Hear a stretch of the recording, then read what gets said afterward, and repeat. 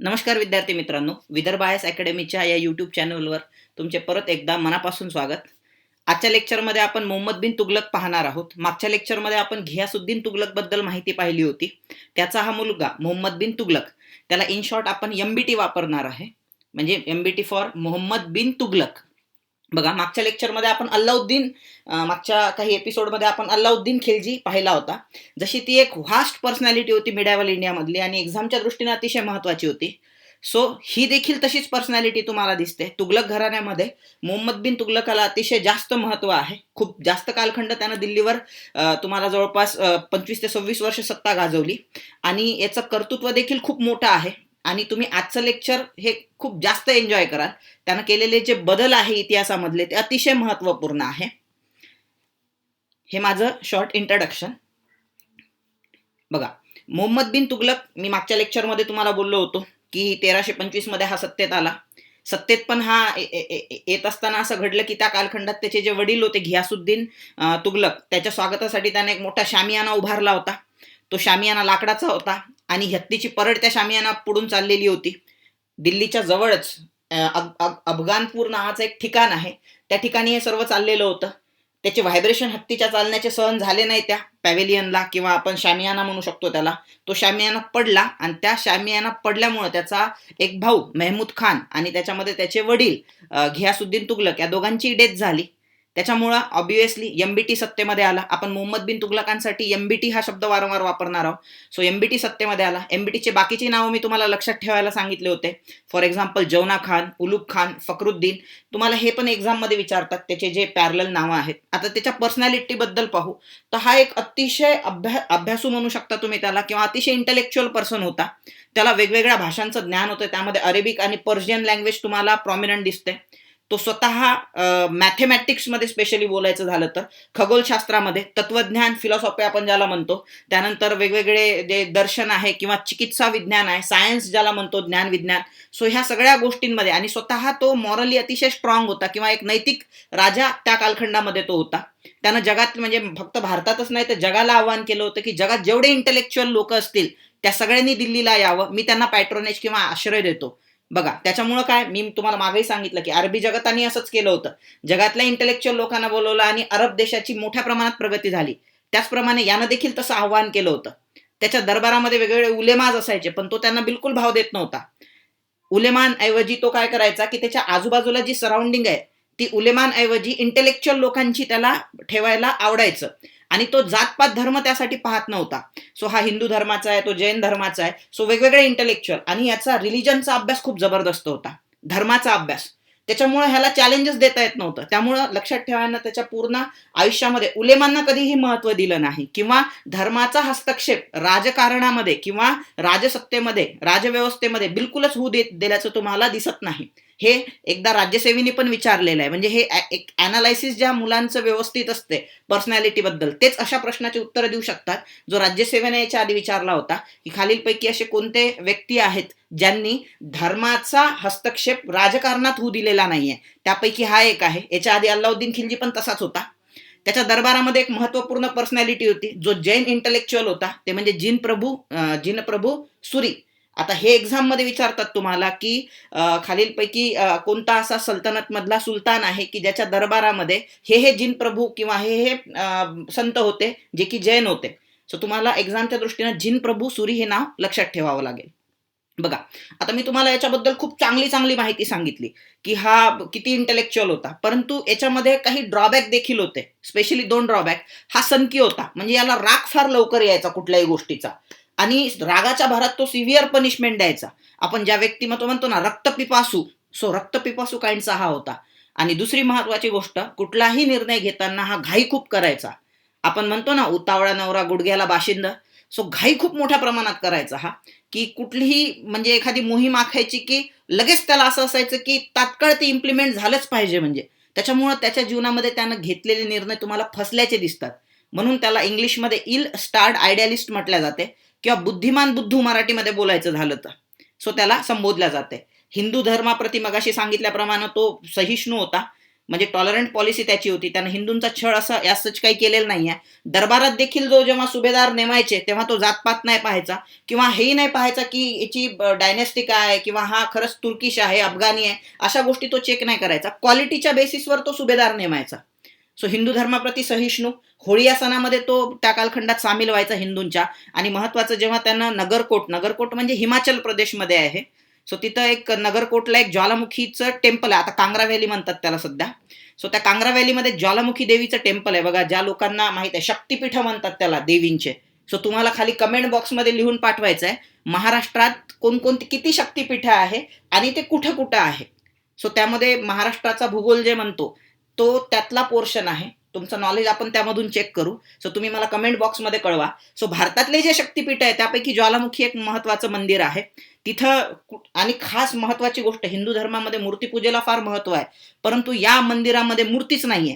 So जमिनीमधली जी भूगर्भ, आपण भूऔष्णिक त्याला ऊर्जा म्हणतो, त्या भूऔष्णिक ऊर्जेमुळे जी आतमधून जी ऊर्जा बाहेर येते, तर तिथे एक ज्योत जी आहे जी कधीच मावळत नाही, ती ज्योत तिथं त्याची पूजा केली जाते, म्हणून त्याला ज्वालामुखी टेम्पल देखील म्हटल्या जाते. म्हणजे आता ते असतात ना, मा शेरावाली आहे, तसं इथं ज्वालावाली आहे. म्हणजे हिला त्या कालखंडामध्ये ज्वालावाली आहे म्हटल्या गेलेला आहे. म्हणजे याला खूप मोठा इतिहास पण आहे बरं का. ज्वालामुखी टेम्पलला फार मोठा इतिहास आहे. इव्हन अकबराने त्या कालखंडामध्ये तिथं गेल्यानंतर ते सगळं पाहून तो अचंबित झाला होता.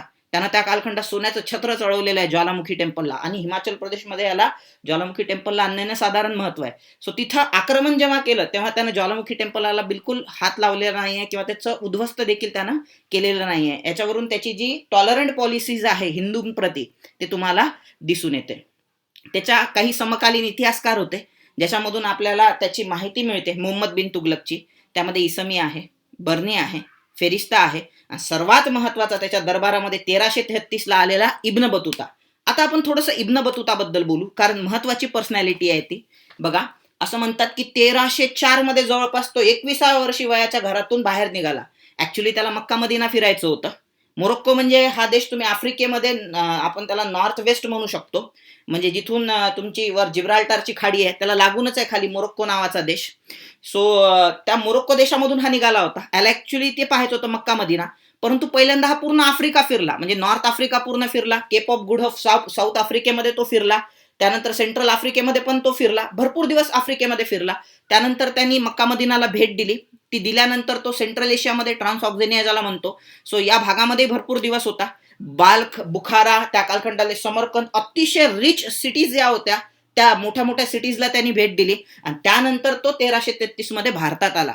भारतात येत असताना म्हणजे एक मोठं प्रतिनिधी मंडळ त्याच्या स्वागतासाठी पाठवलेलं होतं. तेव्हा MBT मोहिमेवर होता, म्हणून तो स्वतः न जाता त्याला प्रतिनिधी मंडळातर्फे त्याला बोलावून घेतलं. त्याचं जंगी स्वागत झालं. जेव्हा MBT परत आला त्याला पाहिलं त्यांनी, तो खूप आनंदी झाला की एक ट्रॅव्हलर आपल्या दरबारात आलेला आहे. त्याला जवळपास 12,000 दिनारचं पॅकेज दिलं. दिनार म्हणजे सोन्याचा कॉईन असतो मित्रांनो, फारच कॉस्टली असतो तो सोन्याचा कॉईन. सो त्याला त्यावेळेस भरपूर किंमत असायची, म्हणजे त्याची जी आपण म्हणू शकतो व्हॅल्यू खूप जास्त होती. 12,000 दिनार त्याला पॅकेज दिलेलं होतं दरबारामध्ये, आणि काजीची पोस्ट देऊन टाकली. इब्न बतुता भरपूर दिवस राहिला. याचं महत्वाचं म्हणजे तुम्हाला सांगतो, आतापर्यंत इतिहास जो आहे ना मित्रांनो, हा नेहमी जे रिच लोक असतात किंवा जे राजे लोक असतात, म्हणजे आजही तसं आहे, गरीब लोक मोस्ट ऑफ द टाइम लोकांना दिसतच नाही. आपल्या आजूबाजूला असतात पण ते लोकांना दिसत नाही. तेव्हा पण तसंच की जे मोठे मोठे लोक असायचे, राजे असायचे, त्यांचेच इतिहास लिहिला गेलाय. पण हा असा व्यक्ती आहे, त्यानं सामान्य गोष्टी दिल्लीतल्या किंवा ज्यानं ज्या ज्या गोष्टींना भेट दिलेली आहे तिथलं सगळं त्यानं लिहून काढलं की दिल्लीत कशा प्रकारे लोक कशाच्या भाजी वगैरे बनवतात स्वयंपाकामध्ये. त्यांनी सांगितलं की उडदाची डाळ फार फेमस होती. लोकांना पान खाण्याचे त्या कालखंडात मोठ्या प्रमाणात शौक. एक महत्वाचं म्हणजे त्या कालखंडात समोसे फार फेमस होते, पण ते नॉनव्हेजचे समोसे असायचे. त्यानंतर असं झालं होतं की भरपूर दिवस हा दरबारात राहिला. नंतर असं व्हायला लागलं की MBTने ह्याला जाऊच देत नव्हता. म्हणजे इब्न बतुता, तू दरबार सोडून जाऊच नको, माझ्याच दरबारात राहा. ह्याला तिथून निघायचं होतं, पण त्याला एक गोष्टीची माहिती होती की MBT संकी आहे. त्याला जर राग आला तर आपला शिरच्छेद कन्फर्म आहे, म्हणून त्यानं असं कधी बोलून दाखवलं की नाही मला जायचंय इथून, मला नाही थांबायचं दरबारामध्ये. पण एक दिवस अशी एक घटना घडली, हे एक्झाम मध्ये तुम्हाला विचारतात, की चीनच्या राजानं एक मोठं प्रतिनिधी मंडळ MBTच्या दरबारामध्ये पाठवलं होतं. तोगन तिमूर नावाचा राजा होता. तो चायनामधला राजा होता. एक्झामच्या दृष्टीने महत्वाची आहे घटना. त्याच्या दरबारामध्ये त्यानं पाठवलं होतं आणि MBT ते पाहून खूप आनंदी झाला की यार चायनातले राजे किती रिच असतात, आपल्या इथं याने एवढं जड जवाहिरे हिरे हे सगळं पाठवलं, इंटेलेक्च्युअल पर्सन पाठवले. मग यानं असा निर्णय घेतला की आपणही तसंच करायचं. आपणही काय करायचं, भारतामधून एखादं प्रतिनिधी मंडळ पाठवायचं. त्याचा अध्यक्ष त्यांनी इब्न बतुताला नेमलं. इब्न बतुताच्या मनात ती भावना आली, सुटलं गड्या आपण एकदाच. आणि तो इब्न बतुता निघाला दिल्लीमधून चायनासाठी जाण्यासाठी, पण रस्त्यातच दरोडेखोरांनी त्यांना लुटलं. सो इब्न बतुता दिल्लीला पळून जाण्याऐवजी दक्षिण भारतात पळून आला. मग दक्षिण भारतात जात असताना भरपूर रस्त्यामध्ये महत्वाचे, इव्हन त्यांनी मराठ्यांचा त्या कालखंडात काय वावर होता महाराष्ट्रामध्ये, म्हणजे देवगिरीला जेव्हा तो थांबला होता तेव्हा मराठ्यांची सिच्युएशन काय, मराठ्यांच्या त्यानं असं सांगितलं की भाजीपाला जो असतो त्याच्यामध्ये vegetarian food most of the time असायचं. तिळाचं तेल आपण ज्याला म्हणतो सिझमम ऑइल, ते मोठ्या प्रमाणात ते कन्झ्युम करायचे. अशा गोष्टी त्यांनी त्या कालखंडात लिहून ठेवलेल्या आहे. त्यांना असं सांगितलं की दक्षिण भारतामध्ये त्यावेळेस कालिकत नावाचं आणि कोल्लम नावाचं जे बंदर आहे ते जगातले गाजलेले बंदर आहेत. त्याच बंदरात बसून तो पहिल्यांदा मालदीवला गेला. मालदीवला वंडर्स म्हटलेलं आहे त्यांनी की हे जगातलं एक प्रकारचं सुंदर असं एक वंडर आहे. त्यानंतर तिथून पुढे तो चीनला गेला आणि चीनवरून नंतर घरी चालला गेला. सो हे इब्न बतूता त्यानं लिहिलेलं एक महत्वाचं पुस्तक आहे रेहला नावाचं. सो ते इतिहासाच्या, भारताच्या इतिहासाच्या दृष्टीनं अतिशय महत्वाचं तुम्हाला दिसतंय. पुढे जाऊया आपण. एमबीटीचे फसलेले निर्णय. मी म्हटलं होतं तुम्हाला त्याला त्या कालखंडात बुद्धिमान बुद्धू असं म्हटलं जातंय. सो ते कशामुळे, तर त्याचे हे 6 निर्णय आहेत. त्यापैकी एक एक निर्णय आपण आता डिस्कस करायला सुरुवात करू. 1325 ला जेव्हा तो सत्तेत आला, आल्या आल्या त्यानं करांमध्ये मोठ्या प्रमाणात वाढ केली. करवृद्धी ज्याला म्हणतो, महसुलात वृद्धी. बघा ही काही नवीन गोष्ट नव्हती. दिल्ली किंवा आजूबाजूच्या सराउंडिंगच्या एरियाला ही काही नवीन गोष्ट नव्हती. याच्या आधी पण अल्लाउद्दीन खिलजीनं 50% कर लावले होते. पण मधल्या कालखंडामध्ये लोकांवरून करांचं प्रमाण, म्हणजे कुतुबुद्दीन मुबारक शाह असू द्या, खुसरो खान असू द्या, किंवा घियासुद्दीन तुगलक, ह्यांनी फार कमी प्रमाणात त्याचं प्रमाण टॅक्सेशनचं फार कमी 20% 15%वर आणलं होतं. ह्यानं अचानक आल्या आल्या सत्तेमध्ये टॅक्स वाढवले. बरं ठीक आहे, टॅक्स वाढवले, ठीक आहे, मग लोकांनी ते टॅक्स भरायला सुरुवात केली. पण अचानक 1325 मध्ये जेव्हा यानं टॅक्स वाढवले तेव्हाच दुष्काळ पडला. दुष्काळामध्ये प्रचंड मोठ्या प्रमाणात लोकांची हानी झाली, उत्पादन नाही आहे. आणि याचे जे सैनिक असायचे किंवा अधिकारी असायचे ते सक्तीनं टॅक्स वसूल करायचे, कारण त्या कालखंडात ते एमबीटीला मोठ्या प्रमाणात घाबरायचे.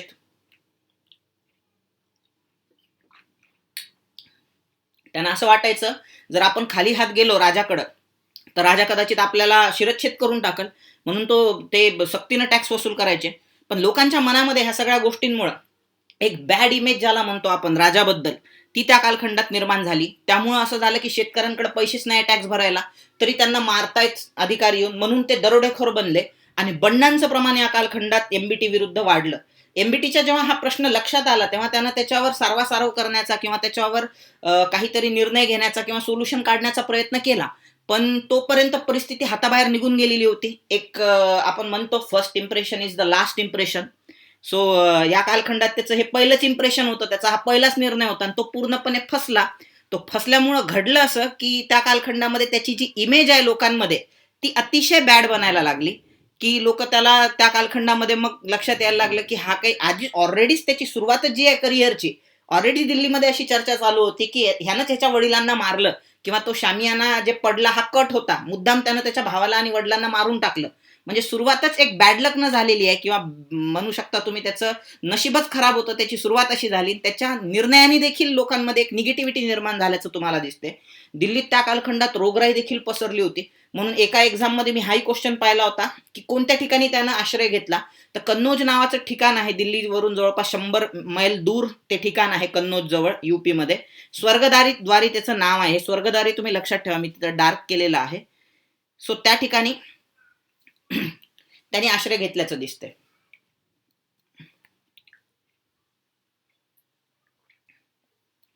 आता पुढे जाऊया आपण. त्या कालखंडात त्याने एक डिपार्टमेंट स्थापन केलं होतं, एक्झामच्या दृष्टीने महत्वाचं डिपार्टमेंट आहे, दिवान ए अमीर ए कोही.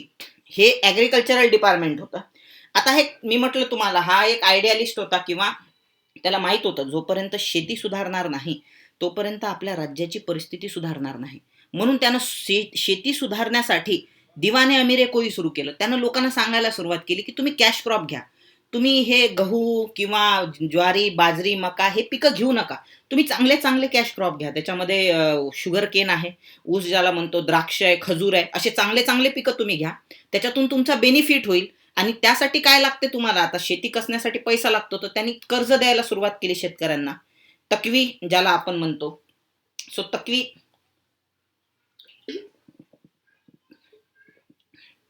कर्ज मोठ्या प्रमाणात दिले, परंतु याच्यामध्ये पण एक गडबड अशी झाली की त्यानं जे ॲग्रिकल्चरल ऑफिसर नेमले होते किंवा अधिकारी नेमले होते, ते अधिकारी हे अनएक्सपिरियन्स्ड होते किंवा त्यांना अनुभव नव्हता शेतीचा किंवा ते त्यातले तज्ज्ञ नव्हते. त्याच्यामुळे त्यांना हे इम्प्लिमेंट कसं करायचं कॅश क्रॉप हेच माहीत नव्हतं. आणि त्यात ॲग्रिकल्चर डिपार्टमेंट मोठ्या प्रमाणात भ्रष्टाचारामध्ये चालला. त्याच्यामुळं हा देखील त्याचा जो निर्णय आहे हा देखील फसलेला आहे. हा त्याचा फसलेला दुसरा निर्णय होता. आता तिसरा निर्णय जो फसला हा तर म्हणजे इतिहासामध्ये अतिशय जास्त प्रसिद्ध आहे. तो म्हणजे त्याची ट्रान्सफर ऑफ कॅपिटल. त्यानं राजधानी दिल्लीवरून दौलताबाद, आधी दौलताबाद म्हणजे आधी त्याचं नाव देवगिरी होतं, यादवांची ती राजधानी होती. त्याच्यानंतर त्याचं नाव बदलवण्यात आलं, म्हणजे एमबीटीनंच ते नाव बदलवलं. देवगिरीचं त्यांनी दौलताबाद नाव ठेवलं. आणि अचानक असं झालं की त्यानं सांगितलं दिल्लीतल्या लोकांना की आपण दिल्लीवरून आपली जी राजधानी आहे पूर्ण राजधानीच आपण दौलताबादला शिफ्ट करतो. त्याच्यामागे काही कारण होते मित्रांनो. कारण म्हणजे महत्वाचं त्याच्यामध्ये पहा, दिल्लीवर एक तर त्या कालखंडात मंगोलांचे आक्रमण भरपूर व्हायचे आणि याच्या आधी 2 वर्षामध्ये त्याचे जे फसलेले निर्णय आहेत त्याच्यामुळं दिल्लीतली जनता त्याच्यावर क्रुद्ध होती किंवा आजूबाजूची. तर ते काय करायचे, रोज त्याला लेटर लिहायचे आणि त्या लेटरमध्ये सरळ सरळ शिव्या असायच्या. मग त्याला दिल्लीच्या जनतेचा प्रचंड राग यायचा. म्हणजे तो म्हणजे एखादा सुलतान असतो जो आपल्या प्रजेवर म्हणजे दिल्ली म्हणजे त्याच्या आजूबाजूच्या कॅपिटल मधल्या प्रजेवर तो प्रेम करतो, पण हा तसा नव्हता. ह्याला नेहमी वाटायचं की ह्या दिल्लीतल्या लोकांना मी धडा कसा शिकवू. म्हणजे इव्हन हे इब्न बतुतानं पण लिहिलेलं आहे त्या कालखंडामध्ये की रोज असं व्हायचं म्हणे, दरबारात दिल्लीतून 100 लोक पकडून आणायचे आणि त्यांना सिव्हिअर पनिशमेंट. मी म्हटलं ना, रक्तपिपासू होता. सिव्हिअर म्हणजे मी एक केस सांगतो तुम्हाला. हा काय करायचा, एखादा कैदी पकडून आणले की त्याचे हातपाय कापायचा, त्याची बिर्याणी बनवायचा आणि त्याच्याच नातेवाईकांना खायला द्यायचा. आणि ज्या नातेवाईकांना ती खाल्लेली नाही तर त्याची बिर्याणी बनवायचा आणि त्याच्या उरलेल्या नातेवाईकाला खायला. म्हणजे एवढा हा रक्तपिपासू होता. दिल्लीतल्या जनतेला त्याला दंडित, तो कंटाळलेला होता. दिल्लीतल्या जनता त्याला कंटाळली होती आणि तो जनतेला कंटाळला होता. म्हणून त्यानं निर्णय घेतला की आपण इथं राहायचं नाही म्हणे आता दिल्लीमध्ये. आता आपण कुठे जाऊ, तुघलकाबाद, सॉरी, खाली दौलताबादमध्ये. म्हणून त्यानं ट्रान्सफर ऑफ कॅपिटल. पण त्यानं घेतलेला हा निर्णय, मी म्हटलं ना, घाई करायचा. ह्यानं रातोरात निर्णय घेतला आणि जनतेत सांगितलं की उद्यापासून सगळ्यांनी आता तयार राहायचंय, आपल्याला दौलताबादला जायचं. आणि दौलताबाद काही जवळ नव्हतं. दिल्लीवरून जवळपास 1,500 किलोमीटरवर दौलताबाद असल्याचं तुम्हाला दिसतंय. आणि त्यानं हा जो निर्णय घेतला तो नेमका उन्हाळ्यात घेतला. त्याच्यामुळे असं झालं की हे जे 1,500 किलोमीटर डिस्टन्स आहे ते पैदल क्रॉस करायला निघाले. त्या कालखंडात जे लोक पांगळे होते, ज्यांना चालता येत नाही, त्यांची हत्या करण्यात आली. जे लोक आंधळे होते त्यांना उंटांना घोड्यांना बांधण्यात आलं आणि उंटांना घोड्याला बांधून असं सांगण्यात आलं की ह्यांना फरफटत न्या, पण तिथपर्यंत हे पोहोचले पाहिजे दौलताबाद पर्यंत. सो सिव्हिअर म्हणजे असं आहे की त्या कालखंडात असं म्हणतात की 1/3 पॉप्युलेशन जी आहे, जी दिल्लीवरून शिफ्ट होण्यासाठी निघाली, ती रस्त्यातच मरून गेलेली आहे. त्यांना सहन झालं नाही म्हणजे. सो भरपूर दिवस त्याला लागले तिथं पोहोचण्यासाठी. तो मग शेवटी दौलताबादला पोहोचला.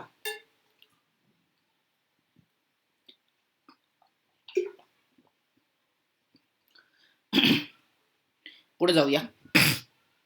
दौलताबादला पोहोचल्यानंतर असं व्हायला लागलं की दौलताबाद हा टोटली नवीन रिजन होता.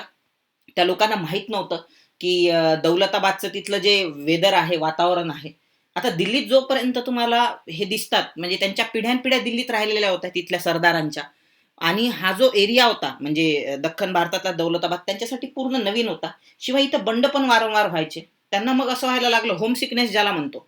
आणि दिल्लीवरून दौलताबादला राजधानी याच्यासाठी शिफ्ट केली होती की दख्खन भारतावर आपल्याला काय करता आलं पाहिजे, नियंत्रण ठेवता आलं पाहिजे. हे ते एक महत्वाचं कारण त्याच्या मागं होतं. मी तुम्हाला याच्या आधीच्या लेक्चरमध्ये पण बोललो होतो की घियासुद्दीन तुघलकच्या कालखंडामध्ये दक्षिण भारताला उत्तर भारताशी त्या कालखंडात जोडण्यात आलं.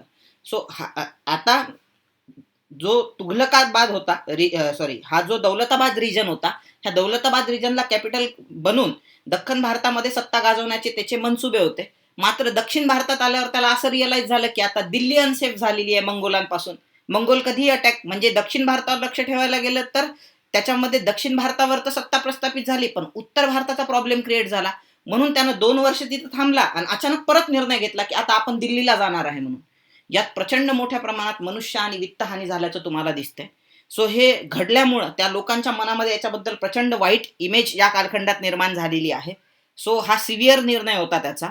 त्याच्यानंतर एक याच्या बाबतीत काही चांगल्या घटना जर बोलायचं झालं म्हणजे ह्या निर्णयामुळं, की इंटिग्रेशन ऑफ जे म्हणतो आपण नॉर्थ इंडिया आणि साऊथ इंडिया ते वाढलेलं आहे. भरपूर सुफी संत दक्षिण भारतामध्ये आले, त्यांनी इस्लामचा प्रसार केला दक्षिण भारतात. भरपूर व्यापारी तिथं आलेले होते, ते तिथंच सेटल झाले खाली दौलताबादमध्ये.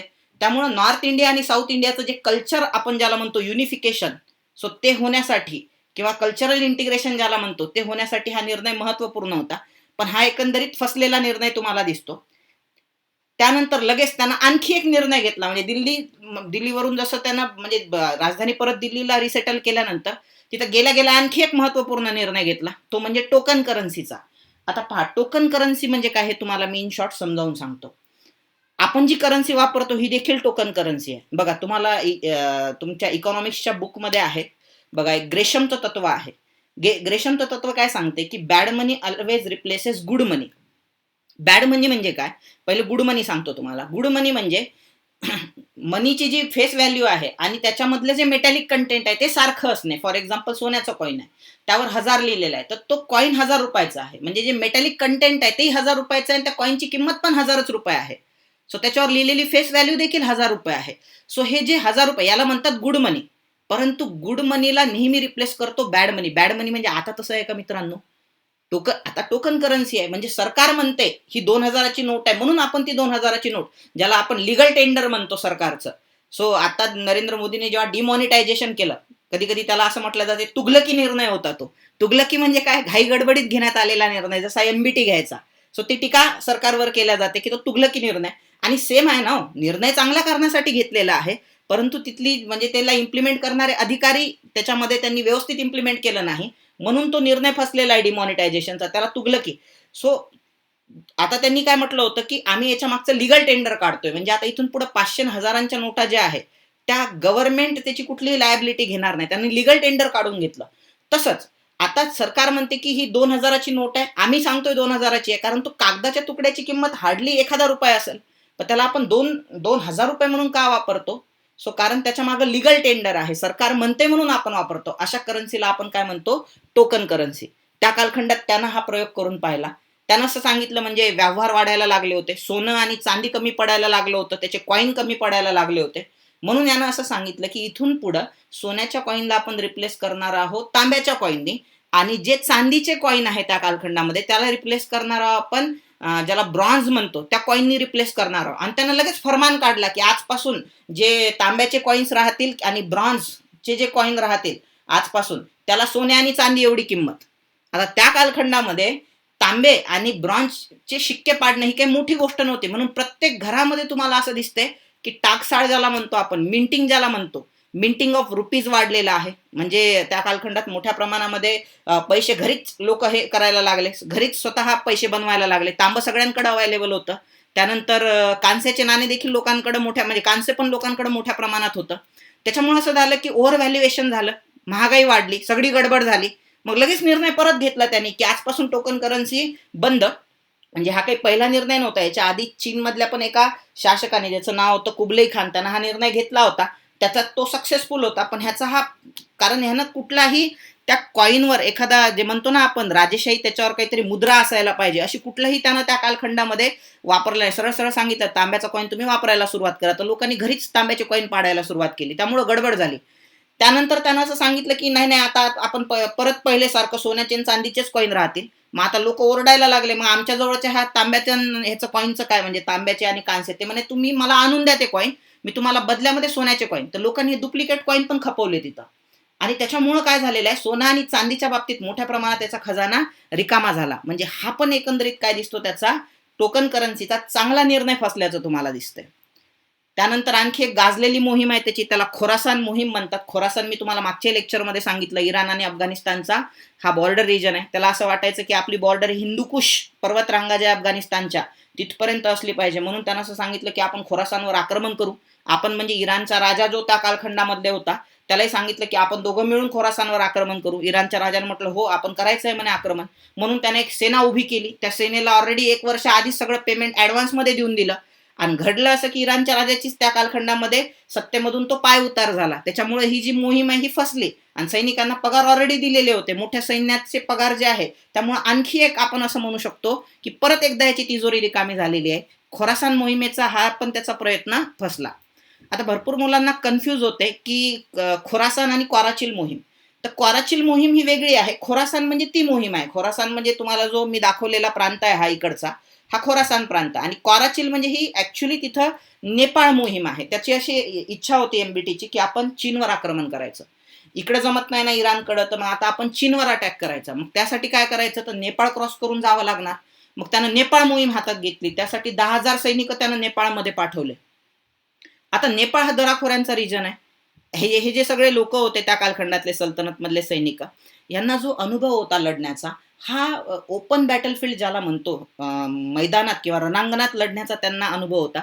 त्यांना डोंगरात लढण्याचा बिलकुल अनुभव नव्हता. त्याच्यामुळे जेव्हा हे डोंगर मोहीम त्यांनी हातात घेतली, ह्या दऱ्याखोऱ्यामध्ये तिथले जे कीटक असतात किंवा तिथल्या ज्या लोकल ट्राईब्स आहेत, ज्या अतिशय होस्टाईल किंवा अतिशय तुम्हाला खुंखार प्रकारच्या त्या दिसतात, त्या सतत ह्यांच्यावर अटॅक करायच्या लपून छपून, यांच्या लक्षात पण यायचं नाही.